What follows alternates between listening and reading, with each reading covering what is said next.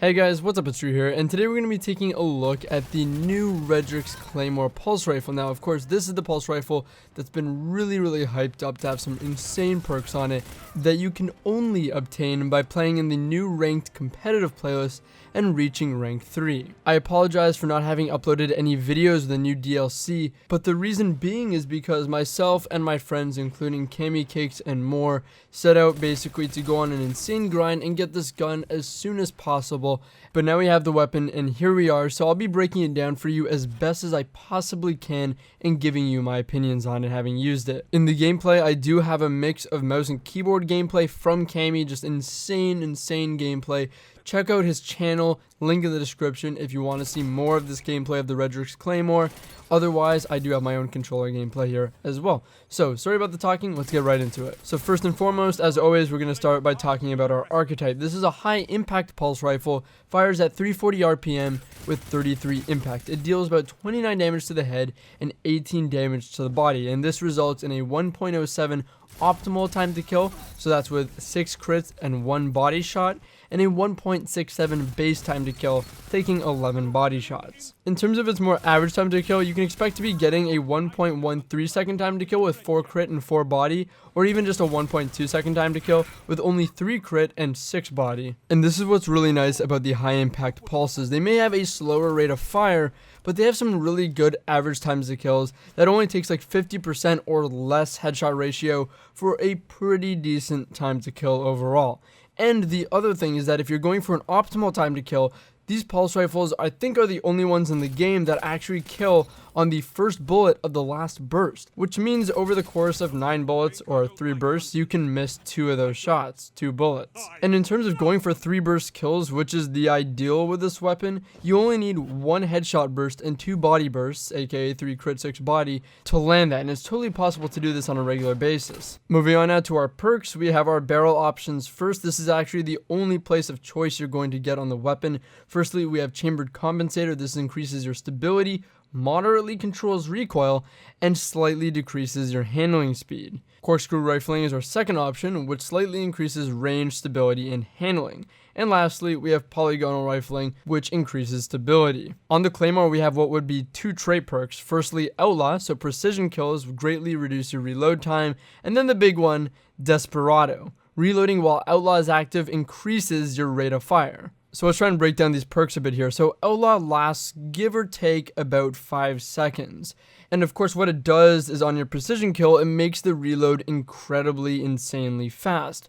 But this isn't the powerful thing about Outlaw with this combo. The powerful thing about Outlaw is that it lasts for about 5 seconds and you can reload any time within that 5 seconds to take advantage and activate the Outlaw reload. But of course when you activate the Outlaw reload, that activates Desperado. So what this amounts to is you have a 5-second window to choose when you want to activate Desperado, and that is incredibly powerful to have that much control of when you want to trigger such a lethal perk. As an example, there's many times with the Claymore that I get a precision kill, but I don't reload immediately. And reason being is because I want to wait for someone. I want to wait for someone to be close to me and look at my radar to know that, or just have someone near me to activate the perk and get an easy kill with.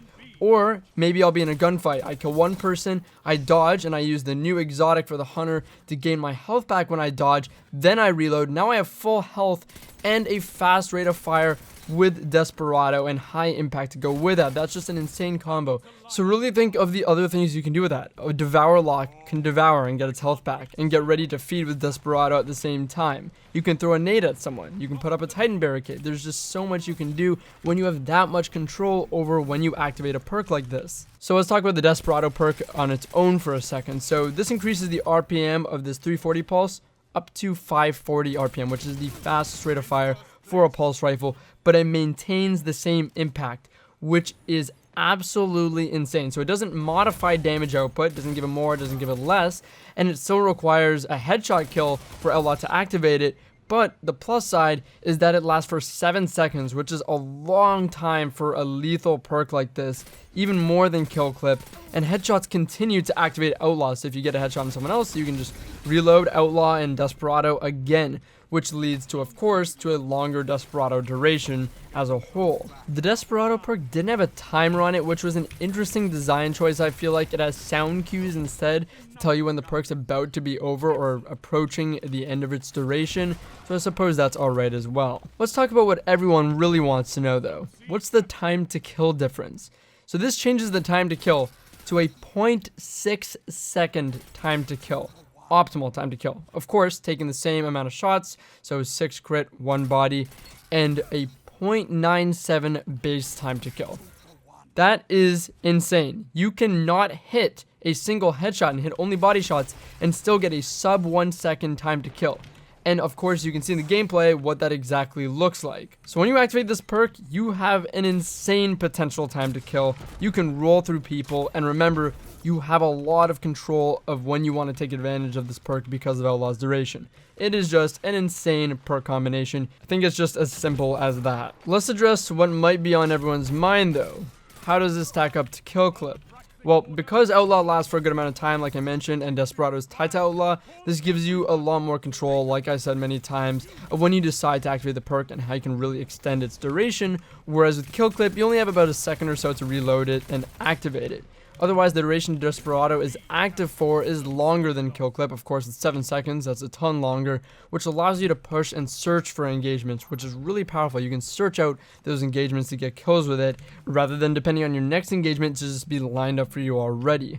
Now, this isn't to say that Kill Clip doesn't have benefits over Desperado. It does. Technically, with Kill Clip, you're dealing more damage per shot, and it takes less shots to kill, and doesn't require specifically hitting headshot kills to even activate it. In the hands of a good player, though, I think Desperado offers more potential in how you can control it and have it for a significant amount of time and go on massive streaks, in my opinion. So that's our talk about the perks on the weapon. Let's go into the stats themselves. So it has 68 stability, 75 recoil direction, 60 range, 39 target acquisition, 42 handling, and 44 reload. All of these stats, of course, with all the top options on the weapon, so that would be using the Chambered Compensator perk. As far as stability goes, the Redrix Claymore has very consistent and controllable recoil, which is expected since it has one of the best combinations of stability and recoil direction stats.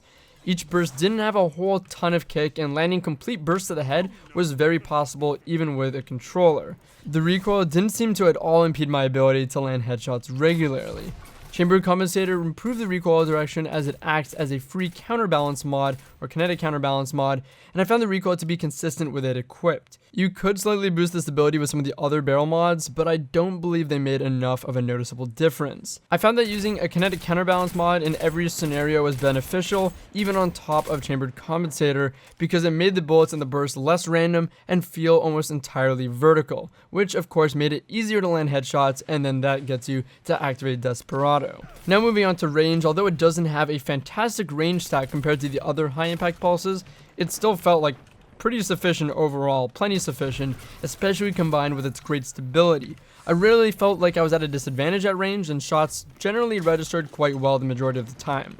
Being a pulse rifle though, it did fall short at times to scout rifles and graviton lance at the more extended ranges. Damage drop-off started at about 44 to 45 meters, which was the same as on Vigilance Wing for comparison, and shots landed reliably up until about 50 meters, which is where I want to say the weapon performed best within. If you're keen on increasing your range and going with corkscrew rifling, that will increase your optimal range by about 2 meters. Being a high impact pulse, it did somewhat feel awkward to use in close range, especially due to the zoom on the sights and the slow rate of fire, which did make it hard to compete with hand cannons or autos at that range. The Claymore really excels in mid to long range engagements, where it's a bit easier to track targets given the zoom on its sights and reliably hit shots one after another. After picking up a kill and activating Desperado though, this weapon can certainly compete in the closer end of mid-range as well, mainly because of that increased rate of fire. For our last set of stats before we wrap things up, we got handling and reload. Reloading wasn't at all an issue. Without Outlaw, it wasn't really sluggish at all, and of course with Outlaw active, it was nearly instantaneous. Handling, on the other hand, is the only real downside of this weapon. Like most other high impact pulses, this one tends to feel somewhat clunky and heavy. Thankfully though, what I would suggest is if you really don't like it, you can change this up by using corkscrew rifling, which does considerably increase your handling. You're not going to get the same kind of consistency in your bursts or bullets, but if the handling is annoying you that much, definitely change over to this.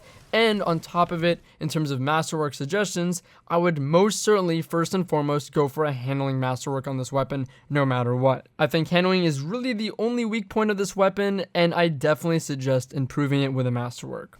So, we've talked about the stats, we've talked about the perks. Here are my final thoughts. Is it worth the grind? Does it live up to the hype that people had for it? Well, yes and no.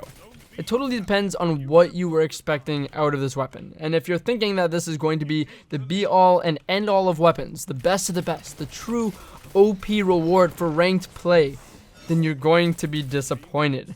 However, what this gun is an incredibly consistent, rewarding weapon that will undoubtedly be lethal in the right hands. The high-impact, slow rate of fire pulses like the Claymore are harder to use because you're punished for missing your shots more than some of the higher rate of fire archetypes.